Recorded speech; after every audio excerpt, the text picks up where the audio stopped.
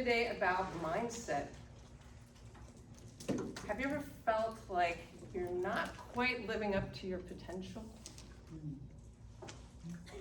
Even if you're hardworking and you're disciplined and you're smart and you show up on time, you have integrity, but do you ever have that feeling like, why am I not making it? Or why am I still on this hamster wheel?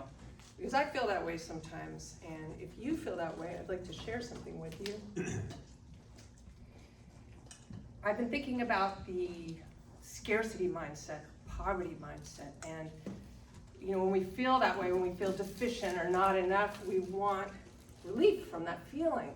And that is the scarcity mindset, in my opinion, because you want a short-term fix, you want immediate relief, you want comfort. But real change requires discomfort. So we don't start from zero. We inherit stories from our families, from our cultures, from our ancestors, about all kinds of things.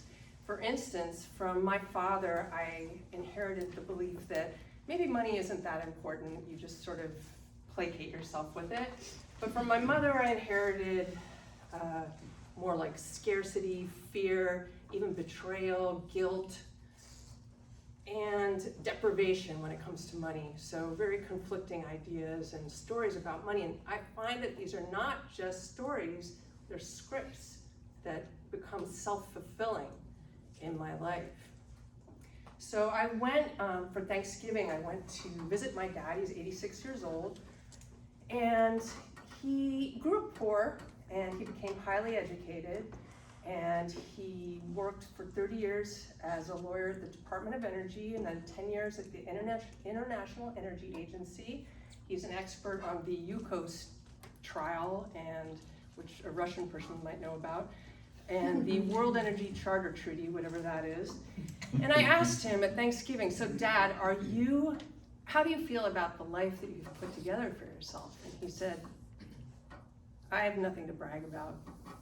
And I thought that was shocking. And I asked him why, and he said it was because he wished that he had more financial security, that he hadn't done a good job of creating financial security for himself. And I thought, well, that's weird. I feel the same way. And I thought this guy was successful. And it made me think, this is a generational thing. It's a multi-generational thing, that it's something's being transmitted down, through the ancestors. And how do I get out of this thing? So I've been wondering, what is the wealth mindset? Is there one wealth mindset? And I've been talking to some experts, and they said there is no one wealth mindset because people come into wealth in different ways. Some people win the lottery. Some people are crypto kings. Some people inherit their money, and some people build it from scratch, right? And one thing I've heard from economic advisors and wealth advisors is that there is a pattern of 3 generations where the first generation earns a bunch of money, and then the second generation enjoys it, and by the third it's gone, right? Wiped out. You've probably heard this before. Why is that? So when you inherit money, you enjoy it, right? It's comfortable. Why not? Second homes, vacations. I'm not saying there's anything wrong with that, but you're comfortable. The people who had to create the wealth, they were probably uncomfortable. They were impoverished, they were exposed, they were at risk, they were uncomfortable. So I think that that's a good example of how being uncomfortable is not a flaw in the process, but it is the process. Now let me tell you about my weight goal. So during the pandemic, I joined this coaching group, and they told us you have to have 3 goals. If you have more than 3 goals, you don't have any goals. So I picked 3 goals, and the one I thought that was the most important was my weight goal, because I'm solely responsible for my weight goal, and it was a very small goal. So I thought, I'll knock it out, I'm responsible for it, I'll take care of it, and then I can do the other goals, which were giant goals.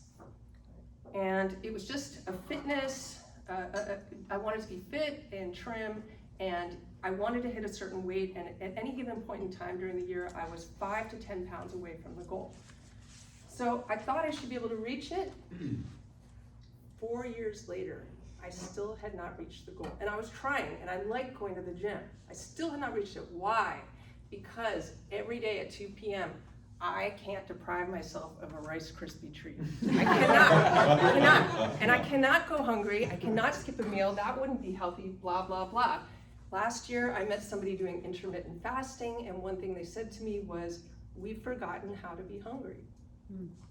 And he had lost 60 pounds, and he told me about it, and I witnessed that he did it, and I realized I could do it. And I realized that I could tolerate being hungry, and I lost the weight within months of meeting him. So for 4 years, I had tried to transform myself while remaining comfortable, and it doesn't work that way.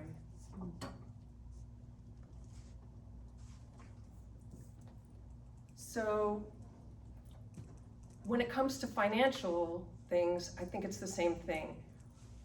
With hunger, it's not an emergency, it's information.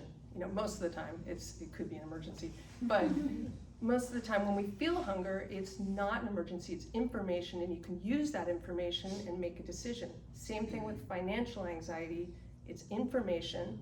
I don't have to soothe myself and get rid of the anxiety, I can use it as a tool. It can be actually powerful to feel the discomfort, use the information, and act on it to get towards my goal, but to go into the discomfort. So what I want to ask of you today is there some place in your life where you're trying to transform, but you're optimizing for comfort? And I want to tell you that you can that you can do it, and that you are able to do hard things, and all you have to do is decide to experience the discomfort. You can do it. You can transform yourself. You can change yourself. You just have to go through what I call a doorway of discomfort and be willing to experience it to get to the next place that you want to be. And this doorway of discomfort, it's already open. It's open to all of us, and it's always open. So if you enjoyed this talk, I have a book called Doorway Through Discomfort on Amazon. I would love your 5-star review. Thank you.